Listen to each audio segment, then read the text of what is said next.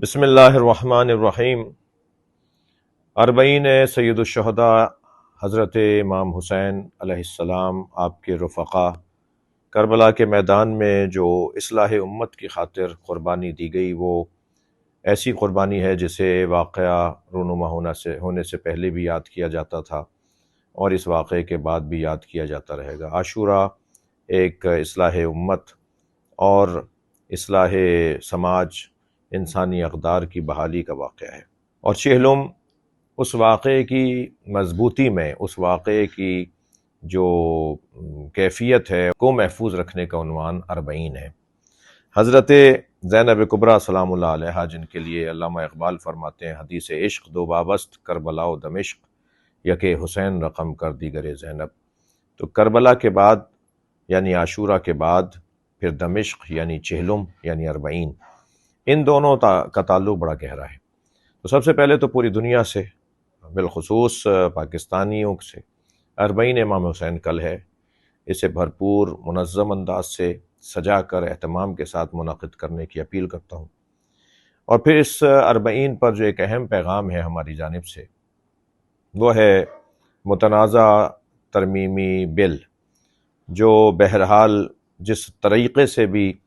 اسمبلیوں سے اور اداروں سے گزارا گیا وہ آپ سب کے پیش نظر ہے، وہ متنازع ہے،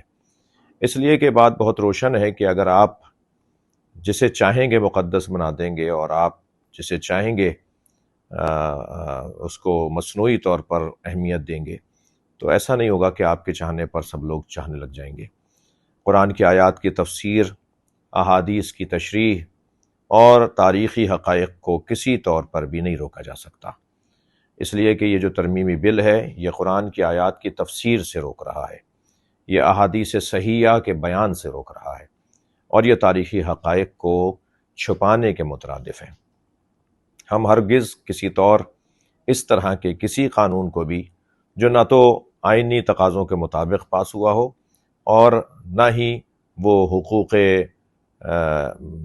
انسانی اور بشری اور شہری حقوق کے مطابقت سے اور مطابقت رکھتا ہو، ہم آہنگ ہو، ہم اسے تسلیم نہیں کرتے۔ اس حوالے سے قائد ملت جعفری علامہ سید ساجد علی نقوی حفظہ اللہ، علامہ راجہ ناصر عباس صاحب، اسی طرح ہماری بزرگ شخصیات جناب آیت اللہ حافظ ریاض حسین نقوی، علامہ شیخ محسن علی نجفی، اور مجھ حقیر فقیر نے بھی آپ سے اپیل کرنی ہے کہ ہم اس بل کے جو مضرات ہیں، جو نقصانات ہیں، جو